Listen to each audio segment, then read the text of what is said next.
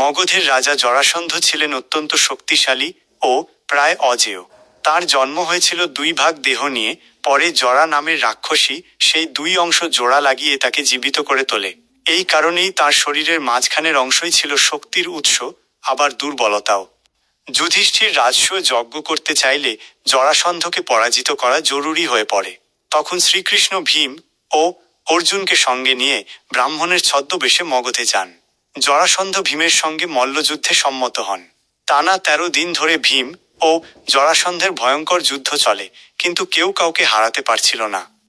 শেষ পর্যন্ত শ্রীকৃষ্ণ ভীমকে ইশারায় বোঝান কিভাবে জরাসন্ধকে হত্যা করতে হবে।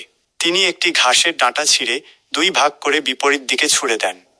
সংকেত বুঝে ভীম জরাসন্ধকে তুলে ধরে তার দেহ মাঝখান থেকে ছিঁড়ে 2 ভাগ করে বিপরীত দিকে ফেলে দেন। এভাবেই জরাসন্ধের মৃত্যু হয় এবং মগধের অত্যাচারের অবসান ঘটে।